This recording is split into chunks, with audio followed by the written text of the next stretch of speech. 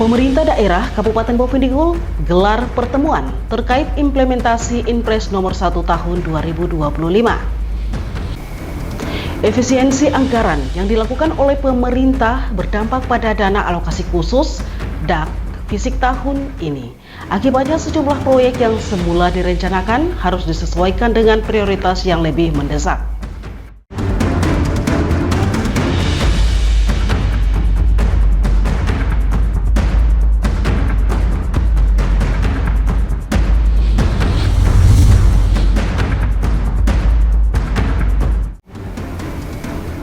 Halo, selamat pagi Bapak Mama dan Saudara dong semua. Senang sekali saya Roman Agnesia Bermasai dapat kembali hadir di hadapan Anda dalam tayangan Infodigul edisi hari ini Jumat 21 Februari 2025. Selain dua topik berita tadi, sejumlah berita akan kami hadirkan untuk Anda. Dan inilah Infodigul selengkapnya.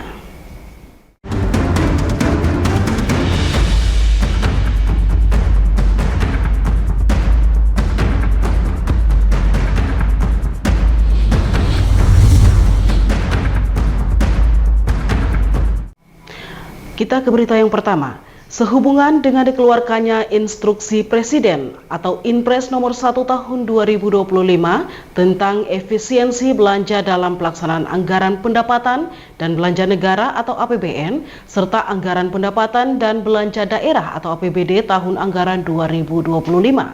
Pemerintah daerah Kabupaten Bovendigul menggelar pertemuan bersama seluruh kepala organisasi perangkat daerah OPD. Pertemuan ini bertujuan untuk membahas dampak dari kebijakan tersebut terhadap kondisi keuangan daerah serta langkah-langkah strategis yang perlu diambil serta pentingnya optimalisasi anggaran serta efisiensi belanja guna memastikan keberlanjutan program pembangunan daerah. Sekretaris Daerah Kabupaten Bovendigul, Filemon Tabuni, dalam arahannya menegaskan kepada seluruh kepala OPD untuk mempelajari dengan cermat program-program yang dapat maupun yang tidak dapat dilaksanakan sesuai dengan Inpres nomor 1 tahun 2025. Hal ini bertujuan agar setelah menerima dokumen pelaksanaan anggaran DPA, masing-masing OPD sudah memiliki pemahaman yang jelas mengenai program yang dapat dijalankan sesuai dengan prinsip efisiensi belanja. Selanjutnya di pertemuan hari ini banyak agenda kita akan diskusikan. Saya pikir ini kesempatan yang baik untuk kita diskusikan per awal dari 2025. Antara lain efisiensi belanja. Jadi Bapak Ibu OPD secara pribadi perlu baca apa sih peraturan yang Presiden kasih keluar efisiensi itu. Oleh sebab itu nanti saya minta bantu oleh kepala keuangan atau teman-teman Bapeda atau juga para asisten untuk menjelaskan efisiensi belanja ini. Sebelum kita melangkah program-program kita, supaya apa sih jadi efisiensi atau potongan apa yang kita harus tahu bersama. Sehingga setelah terima DPA itu kita sudah tahu. Lebih lanjut, Sekda juga mengingatkan bahwa efisiensi belanja bukan sekedar pengurangan anggaran, tetapi lebih pada upaya memaksimalkan manfaat dari anggaran yang dibelanjakan. Dengan demikian, diharapkan pembangunan di Kabupaten Bovendigul tetap berjalan optimal meskipun dalam kerangka kebijakan efisiensi anggaran. Pemerintah daerah Kabupaten Bovendigul akan terus melakukan koordinasi dan evaluasi terhadap pelaksanaan Inpres ini guna memastikan efektivitas kebijakan dalam mendukung pembangunan dan kesejahteraan masyarakat Bovendigul. Tim Liputan, Digul TV, Dedi melaporkan. Bapak Mama, efisiensi anggaran yang dilakukan oleh pemerintah berdampak pada dana alokasi khusus atau DAK fisik tahun ini. Akibatnya sejumlah proyek yang semula direncanakan harus disesuaikan dengan prioritas yang lebih mendesak. Salah satu sektor yang terdampak adalah pembangunan infrastruktur di mana pekerjaan fisik yang menggunakan dana DAK akan difokuskan pada perbaikan dan peningkatan ruas jalan Langguan. Keputusan ini diambil dengan mempertimbangkan urgensi dan kebutuhan masyarakat terhadap akses jalan yang lebih baik. Ruas Jalan Langguan dipilih sebagai prioritas. Administrasi Krisna pemerintah Kabupaten Bovendigul, Luciarti, mengungkapkan bahwa berdasarkan keputusan Menteri Keuangan nomor 29 tahun 2025, Kabupaten Bovendigul terdampak efisiensi anggaran pada dak fisik dengan pengurangan anggaran sebesar 35 miliar.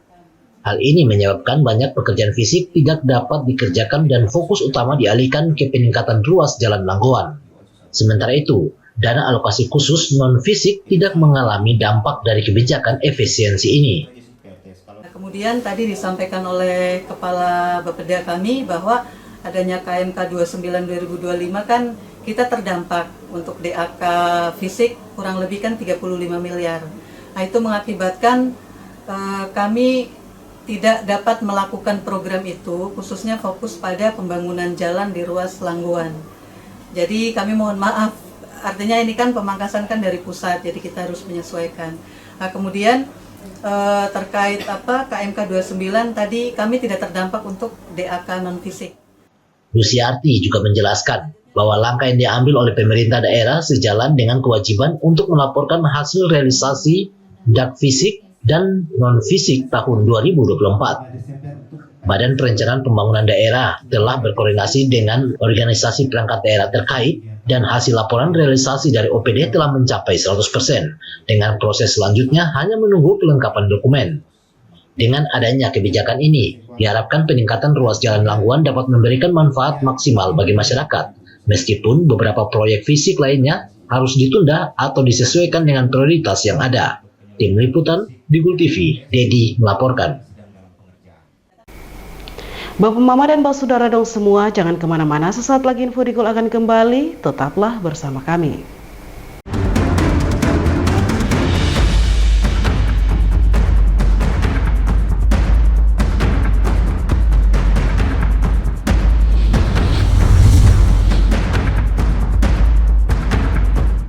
Pastikan untuk selalu menjaga kerahasiaan data pribadi Anda. Hindari untuk mengumbar data pribadi Anda. Biasakan untuk membaca syarat dan ketentuan dari setiap aplikasi yang digunakan. Hindari tautan atau situs yang mencurigakan, karena kebocoran data pribadi berpotensi untuk digunakan dalam tindak kejahatan perbankan. Mungkin Anda belum pernah mengalaminya, tapi banyak di antara kita yang sudah menjadi korban. Cermat, kritis, dan lindungi data pribadi Anda. Ini tolong diterima ya Pak. Nggak perlu Pak. Terima ya Pak ya. Saya jamin aman. Tidak. Saya tidak mau terima Pak. Pemberian gratifikasi dan suap yang diterima oleh aparatur negara termasuk dalam tindak korupsi. Pemberi dan penerima diancam dengan hukuman pidana. Mari bersama bangun budaya anti korupsi demi terwujudnya pelayanan birokrasi yang bersih dan berintegritas tinggi. Berani ambil sikap untuk bersih dari celah korupsi.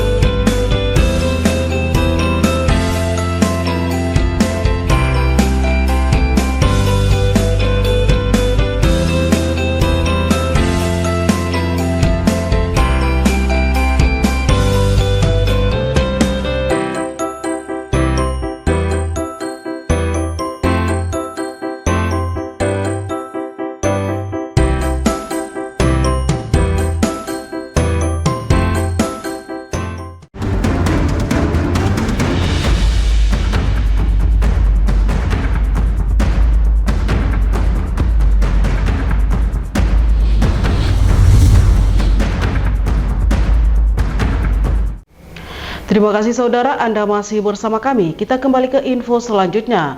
Sekretaris Daerah Sekda Kabupaten Bovendigul mengungkapkan bahwa dana uang persediaan atau UP akan segera dicairkan.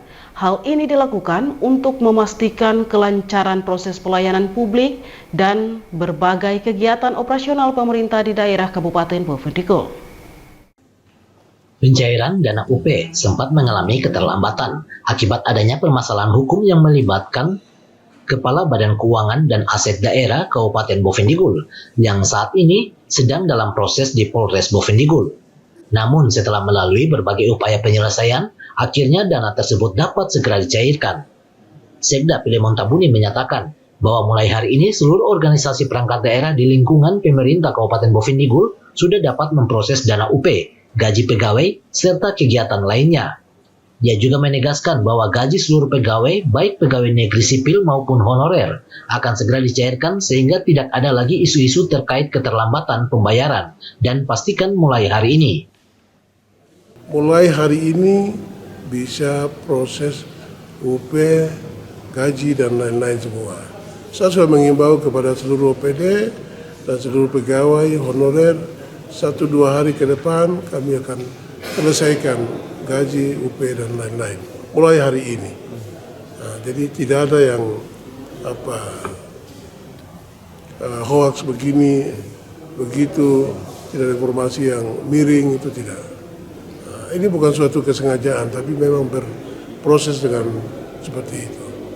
Demikian, terima kasih. Lebih lanjut, Sekda menjelaskan bahwa keterlambatan pencairan dana ini disebabkan oleh Sistem Informasi Pemerintah Daerah Republik Indonesia (SIPD RI) Kabupaten Bovendigul yang mengalami kendala. Sistem tersebut harus mengganti akun dan paspor akibat permasalahan yang melibatkan Kepala BPKAD sebagai Kepala Pembendaharaan Kabupaten. Oleh karena itu, perlu dilakukan pergantian dengan pelaksana tugas PLT yang baru agar dapat mengakses SIPD RI dan mencairkan dana UP. Dengan adanya kepastian pencairan dana ini, pemerintah Kabupaten Bovendigul berharap seluruh kegiatan operasional dapat kembali berjalan dengan lancar dan pelayanan publik tetap optimal. Tim Liputan, Digul TV, Dedi melaporkan. Pemirsa, kita beralih ke berita lainnya. Admin Krisna, pemerintah Kabupaten Bovendigul ungkapkan, sesuai dengan Peraturan Menteri Keuangan PMK nomor 53 tahun 2024, Pemda Bovendigul menerima tambahan anggaran untuk bantuan operasional penyuluh atau BOP pertanian. PMK 53/2024 yang ditetapkan pada 19 Agustus 2024 merupakan perubahan ketiga atas PMK nomor 105/PMK.07/2020 tentang pengelolaan pinjaman pemulihan ekonomi nasional untuk pemerintah daerah. Tambahan anggaran ini diharapkan dapat memperkuat sektor pertanian di Kabupaten Bovendigul melalui peningkatan kinerja penyuluh pertanian. Pemerintah daerah berkomitmen untuk memanfaatkan dana ini secara optimal guna mendukung para petani dan meningkatkan produksi pangan lokal. Admin Krisna pemerintah Kabupaten Bovendigul, Lusiarti, mengungkapkan bahwa sesuai dengan PMK nomor 53 tahun 2024, pemerintah daerah mendapatkan alokasi anggaran tambahan sebesar Rp362 juta untuk BOP pertanian.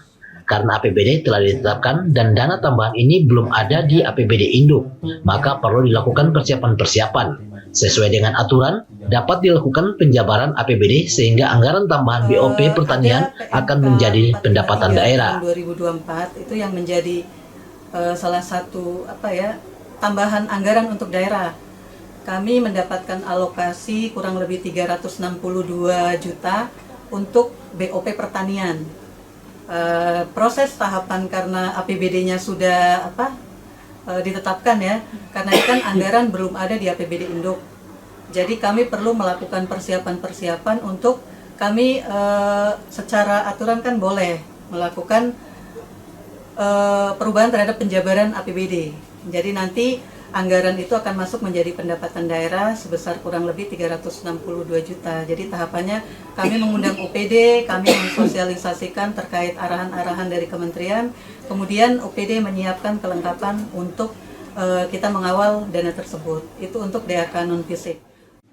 Lebih lanjut, Lusiarti menambahkan bahwa sesuai dengan arahan kementerian, pemerintah daerah akan mengundang organisasi perangkat daerah terkait untuk menyiapkan berbagai perlengkapan guna mengawal penggunaan dana tersebut. Langkah ini diambil agar anggaran dapat dimanfaatkan secara efektif dan tepat sasaran demi mendukung keberlanjutan sektor pertanian di Bovendigul. Pemerintah Kabupaten Bovendigul berharap tambahan anggaran ini dapat memberikan dampak positif bagi peningkatan produktivitas pertanian serta kesejahteraan para petani di daerah tersebut. Tim Liputan Digul TV, Dedi melaporkan. Bapak, Mama, dan Pak Saudara dong semua, tetaplah bersama kami karena sesaat lagi Info Digul akan kembali.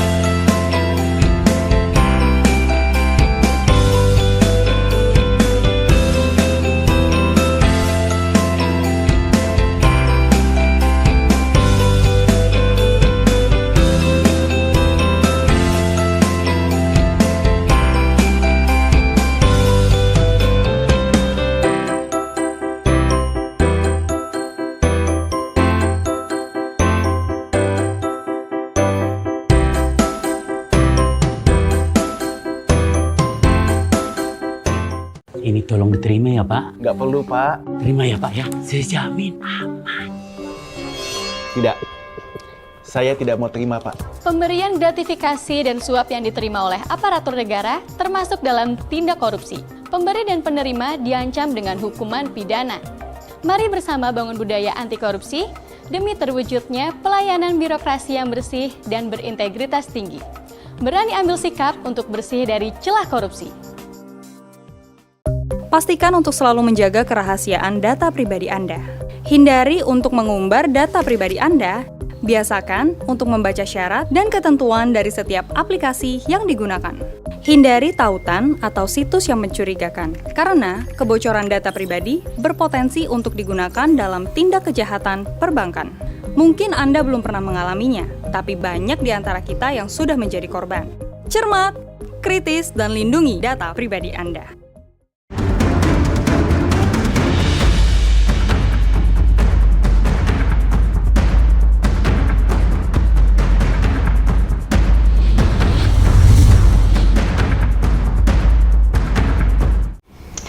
Terima kasih saudara, Anda masih bersama kami. Sekretaris Daerah Sekda Kabupaten Bovendigul menegaskan bahwa informasi yang beredar mengenai seorang siswa yang meninggal dunia akibat mengonsumsi makanan bergizi gratis adalah tidak benar atau hoaks. Pernyataan itu disampaikan sebagai respon terhadap berita yang sempat beredar luas di media sosial dan menimbulkan kekhawatiran di kalangan masyarakat.